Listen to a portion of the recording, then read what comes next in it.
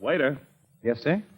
I'll have a chopped sirloin steak, cottage fried potatoes, asparagus with butter sauce, and a bottle of cold Pabst Blue Ribbon. Yes, sir. Finest beer served anywhere.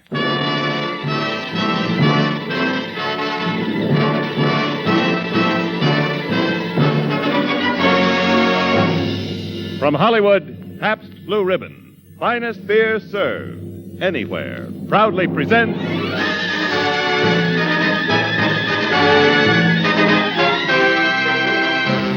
Screen Directors Playhouse, production Pride of the Yankees, director Sam Wood, star Gary Cooper.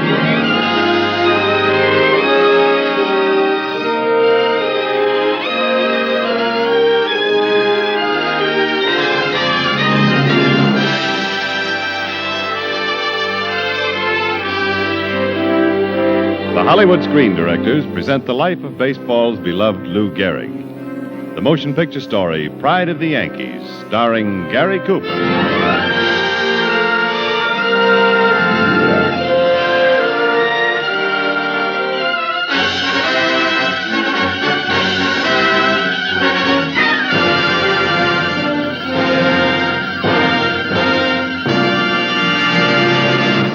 The story of America is written in many places, in factories and offices and farms, and on the field of sport. One magnificent chapter was written on the baseball diamond, and its hero was the fellow they called the Iron Man. This is his story, starring Gary Cooper in his original role of Lou Gehrig, the Pride of the Yankees.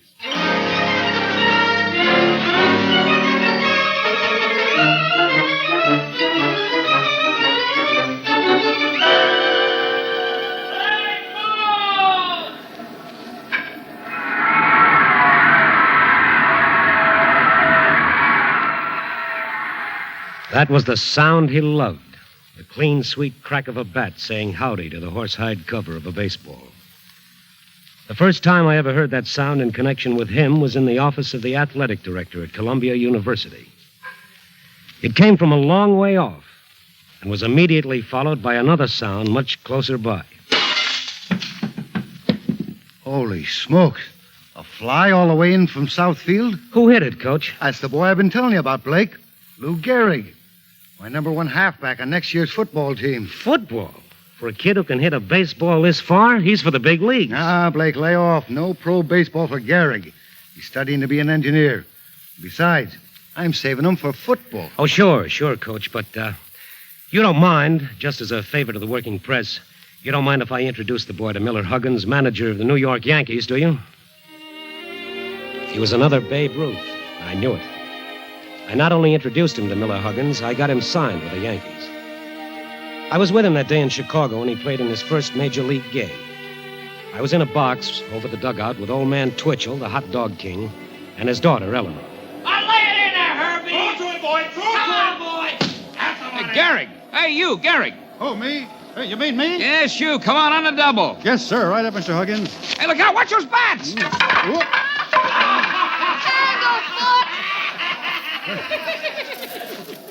I'm sorry, Mr. Huggins. I kind of slipped. Yeah, Tanglefoot. Get up there, Tanglefoot. All right, get in there on first base, Gehrig. Wait a minute, you all right? Yes, sir. So don't take me out, Mr. Huggins. I've been waiting too long to get in. Okay, and watch where you're going. Yes, sir. Hey, Tanglefoot. Go sit on a bat, Tanglefoot. Got lots of fatting, Tanglefoot? Looks like you kind of started something, Miss Twitchell. So it seems, Mr. Blake. It's dreadful, isn't it? I seem to have tied a label onto that rookie of yours.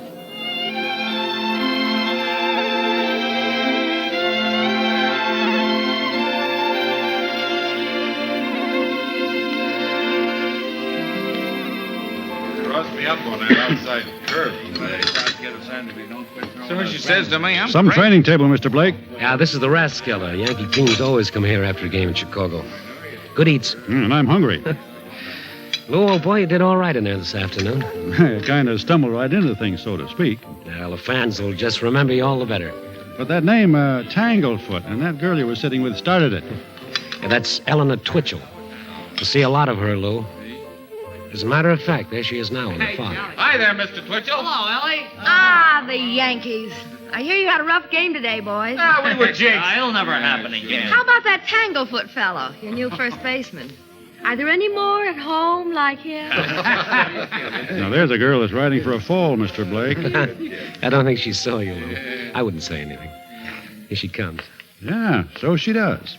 What are you up to? Well, hello, Mr. No, Blake. Lou, don't. The lady must have tripped. Why, you? Tanglefoot? Miss Twitchell. Mr. Garrett. Okay, I guess we're all even. Well, Miss Twitchell, and if we're now all even, maybe you'll sit down with me. Thank you. I like the way you stand up to a ball, Mr. Garrick. A lot of power there. Did you hear that, Blake? The lady knows a ball player when she sees one. Oh, yes, Miss Twitchell. He stands up at the bat real fine. Yes, he does. And he falls down on the bats pretty good, too. You're a Tanglefoot.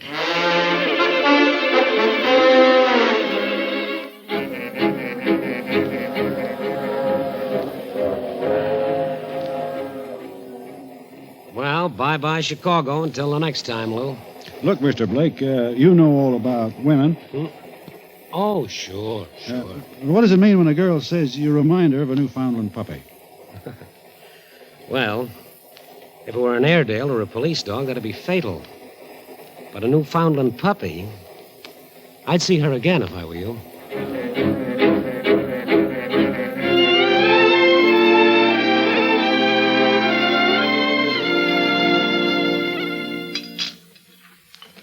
You see, Miss Twitchell, Mr. Blake told me I should be sure and see you again when I was in Chicago.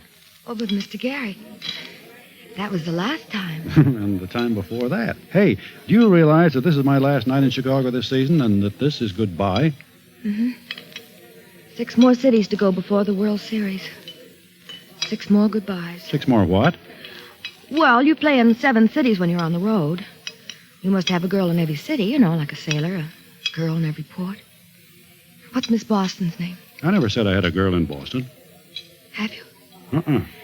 How about Philadelphia? St. Louis? Detroit? Cleveland? Washington? New York? You forgot Chicago. Chicago? Yes. Who? Well, aren't you my girl? Why, Mr. Garrick, whatever gave you that idea? Well, I've seen you every trip out here, and this time 4 days in a row. And then you come out here with me tonight. Isn't that what best girls do? Is it? Sure. Well, why don't you write me all about it from St. Louis when you finish the season?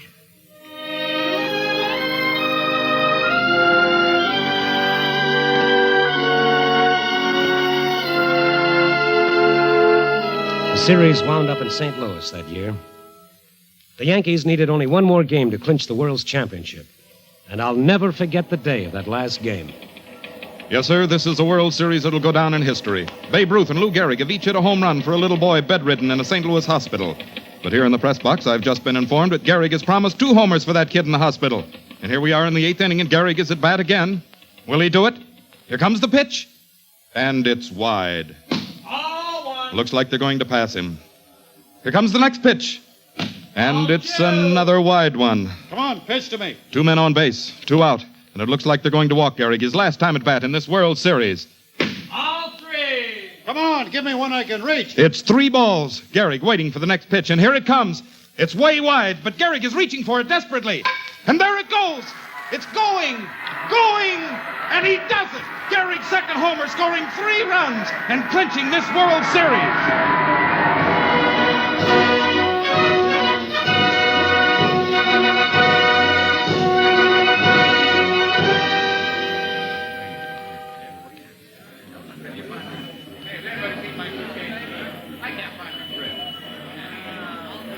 All aboard, you world champions.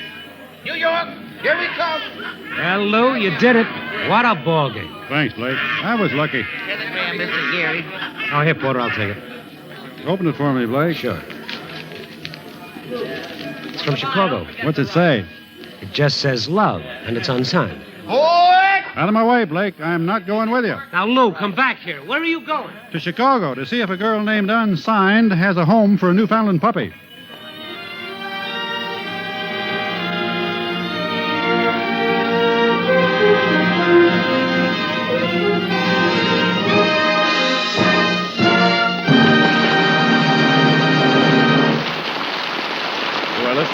Screen Directors Playhouse production of Pride of the Yankees, starring Gary Cooper.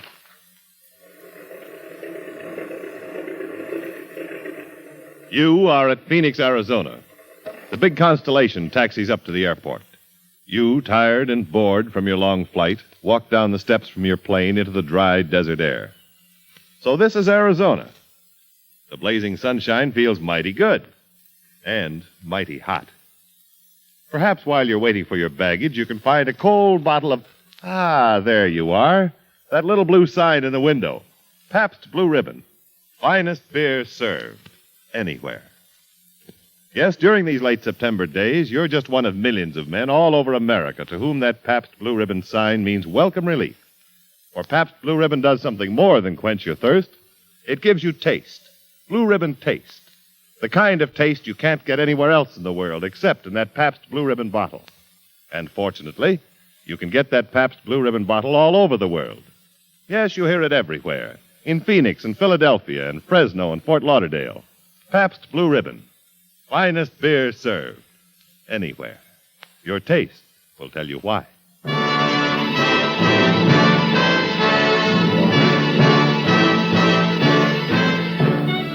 Now, back to the Screen Directors Playhouse production of Pride of the Yankees, starring Gary Cooper with Lurene Tuttle as Ellie and Frank Lovejoy as Blake.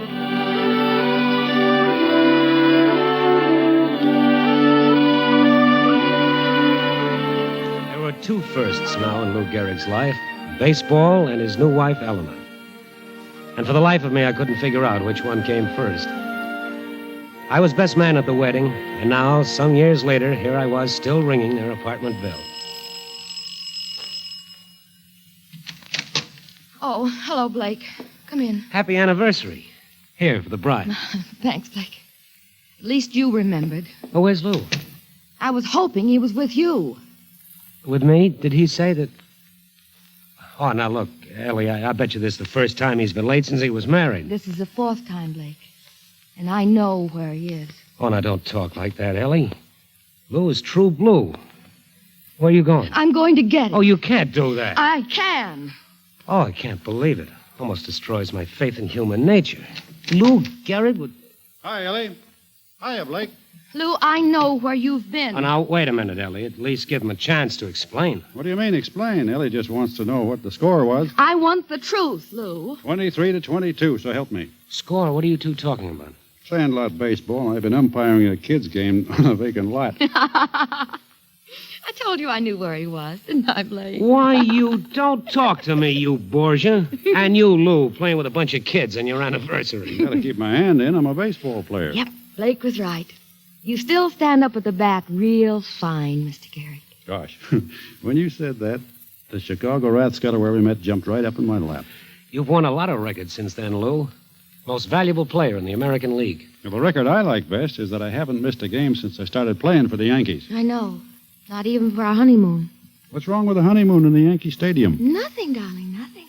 I loved every minute of it. You remember when the photographers took our picture after the wedding? After the game, you mean? One more kissing the bride, huh, Mr. Gehrig? Like this? Hold it. Now, how about another one? The bride kissing the groom. Oh, please, Mr. Gehrig. Girl's got to breathe. Oh, Come on, I'll Indian wrestle you. Now, what are you doing? Put your elbow on the table. Now try and push my hand back on the table. I'll do it this time.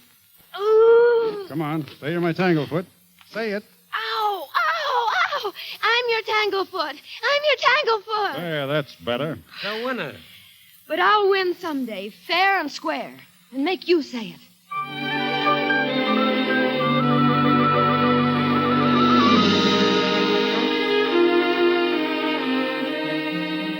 Those were wonderful years for Lou Gehrig and wonderful years for baseball. A lot of changes had taken place on the Yankee team since Lou first signed with them. Miller Huggins was dead now, and Joe McCarthy was manager of the New York club.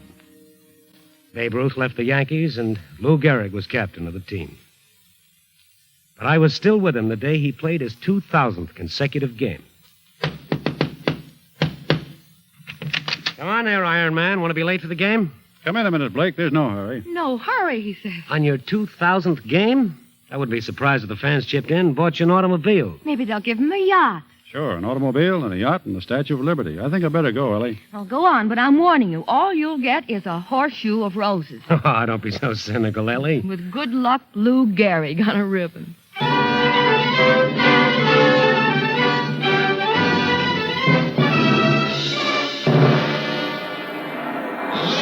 and gentlemen, in honor of his 2000th game today, I have the great pleasure of presenting to Lou Gehrig, as a token of our great esteem, this beautiful horseshoe of roses. Good luck, Lou Gehrig.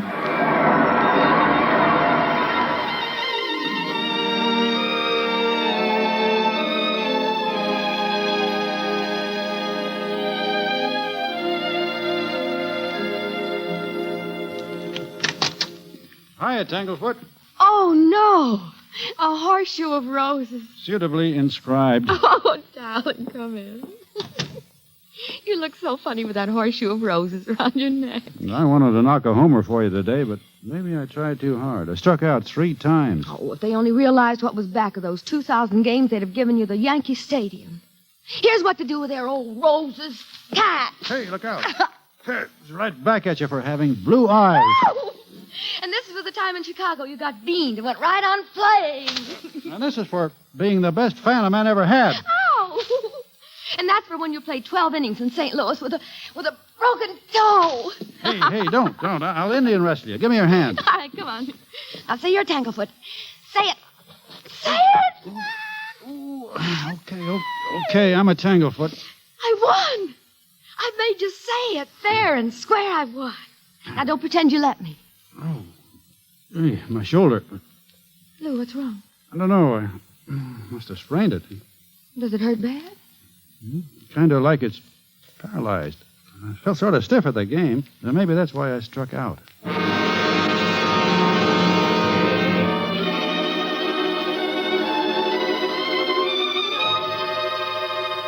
Gee, you see that? Lou Gehrig struck out again. What's got into that guy, anyway? He's slipping all right.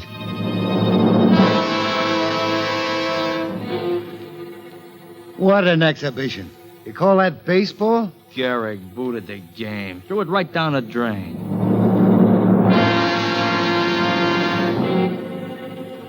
I tell you, Lou, you ought to see a doctor. You owe it to the Yankees. Okay, Blake. Maybe you're right.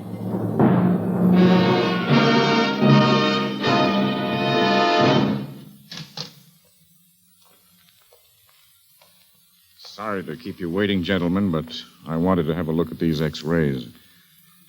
How did I do, Doctor? I'm afraid you'll have to give up baseball for a while. You see, Mr. Gehrig... Go ahead, Doc. I'm a man who likes to know his batting average. Of course, I have only made a superficial examination of the tests. Is it 3 strikes, Doc? It's 3 strikes. How much time have I got? Mrs. Gehrig is waiting, Doctor. Have her come in, please. Doc, I don't want her to know, ever. I understand. But, the newspapers. Leave everything to me, Lou. All right to come in? Hi, Ellie. Well, the verdict's in. I just got a little, something, that's all. What is it? Well, I'll be cured of it before I learn how to pronounce it. Doctor, can you pronounce it? Doc's got to take one more X-ray, Ellie. We'll be right back. Just for the record, Mrs. Gehrig. Be right back. Blake, what did the doctor tell Lou? Oh, nothing. Nothing at all. One of those little things with a big name. Tell me the truth, Blake. Oh, that's the truth. Some kind of itis. Didn't you hear what the doctor said? When is Lou going to die, Blake? How did you know? I could read it in your eyes. All of you. Don't let him know that I know.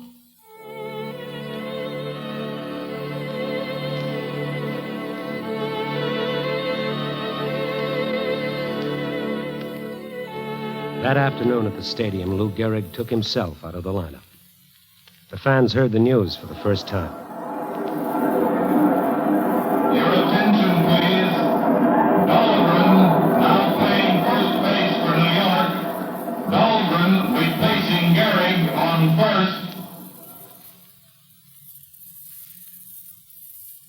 hush came over the crowd. Lou Gehrig, the Iron Man, was through.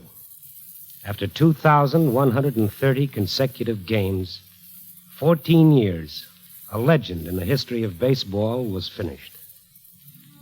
But the fans, the baseball public who loved him, weren't going to let him go out this way. Spontaneously, an idea sprang into being. A tribute. Lou Gehrig Day at the Yankees Stadium. A tribute from the millions of men, women, and children whose hearts were with him.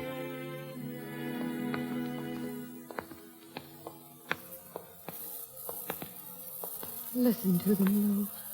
It's sort of funny, Ellie, standing here in the dressing room tunnel for the last time. What do you mean for the last time? Next season, you'll be back bigger than ever. Yeah, maybe. Lou, I just thought of something. We've never had a honeymoon. Why shouldn't we have one now? Better late than never, huh, Ellie? Yeah. We've got all the time in the world now, haven't we?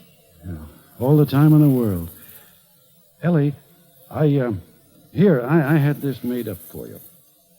A bracelet. Out of your metal. No, just some of the hardware I've collected. Ellie.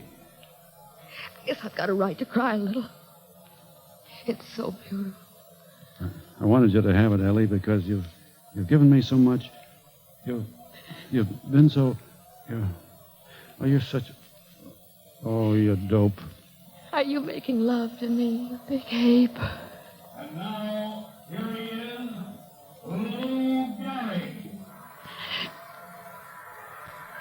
Go on, Tanglefoot. That's you. Okay, Tanglefoot.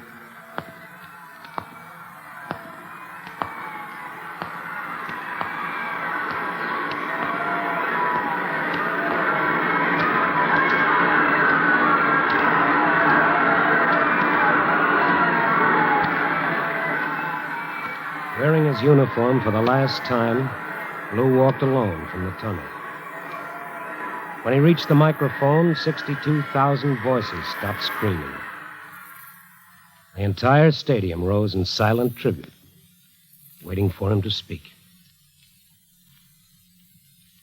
I have been walking on ball fields for 16 years, and I have never received anything but kindness and encouragement from you fans. I have had the great honor to have played with the greatest veteran ball players of all time. I have been given fame and undeserved praise by my friends, the sports writers. I have worked under the two greatest managers of all time, Miller Huggins and Joe McCarthy. I have a mother and a father who fought to give me health and a solid background in my youth. I have a wife, a companion for life, who has shown me more courage than I ever knew. People all say I've had a bad break, but today I consider myself the luckiest man on the face of the earth.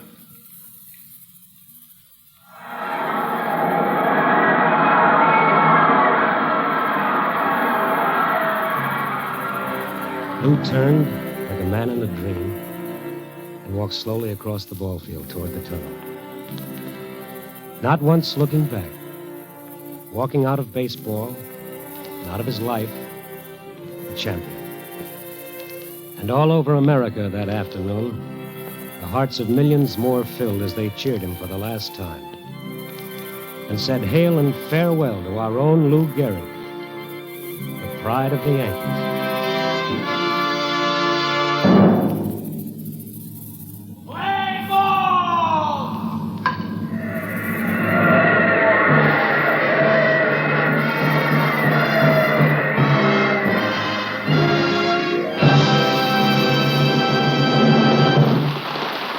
Just heard the last act of Pride of the Yankees. Now, here again is our star, Gary Cooper. Ladies and gentlemen, Pride of the Yankees as a motion picture was a tribute to a great man. Tonight, it is a tribute to two great men. One, of course, was Lou Gehrig. The other was the director of Pride of the Yankees, Sam Wood. Thank you, Gary. All of us in the Screen Directors Guild respected Sam Wood, and most of us loved him. I've known Sam for more than a third of a century.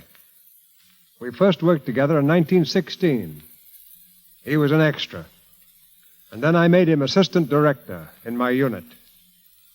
I watched the development of a great talent that carried him into the ranks of the top directors.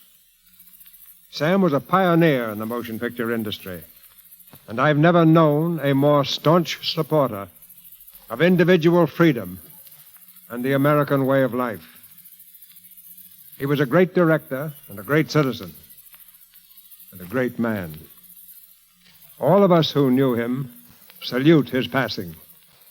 But we of the Screen Directors Guild feel that this broadcast, The Pride of the Yankees, which reflects his greatness as a director and as an American, is the most sincere final tribute we can pay him tonight.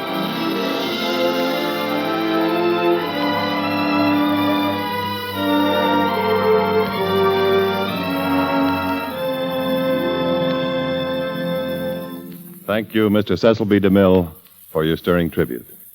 This is the last performance of the summer series of Screen Directors Playhouse to be presented under the sponsorship of Pabst Blue Ribbon Beer. In the future, you'll be hearing this program on Mondays, beginning next Monday, October 3rd, when the Hollywood Screen Directors present The Senator Was Indiscreet, starring William Powell. For the exact time, consult the radio page of your newspaper.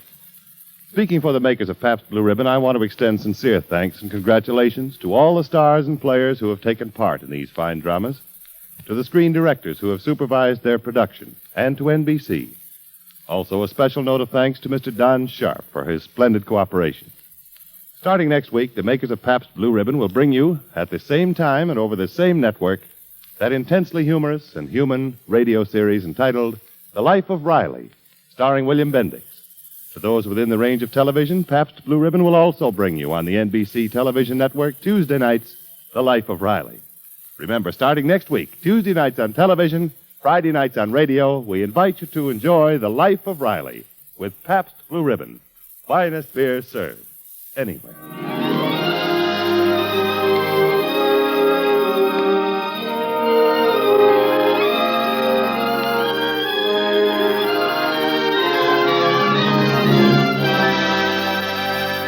Pride of the Yankees was presented through the courtesy of Samuel Goldwyn Productions, currently releasing Rosianna McCoy, starring Farley Granger and Joan Evans. Gary Cooper is currently starred in the Warner Brothers production Task Force. Included in tonight's cast were Lurene Tuttle as Ellie, Frank Lovejoy as Blake, Jim Nusser, Herb Vigran, Jerry Hausner, Ted Van Elst, and Dan Riss. Pride of the Yankees was adapted for radio by Warren Lewis, and original music was composed and conducted by Henry Russell. Screen Directors Playhouse is produced by Howard Wiley with dramatic direction by Bill Carnes.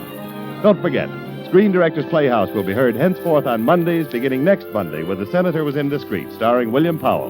And next Friday night, make a date with William Bendix at the same time and station for The Life of Riley, as brought to you by the makers of Pabst Blue Ribbon. Finest beer served anywhere. Your taste will tell you why.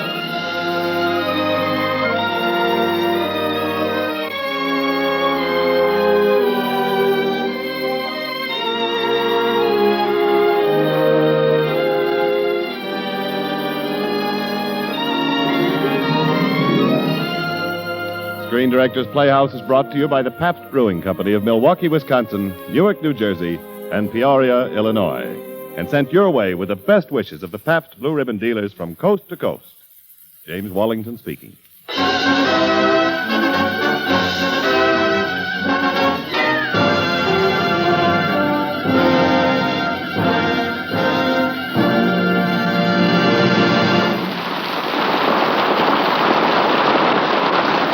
You're tuned for the stars on NBC.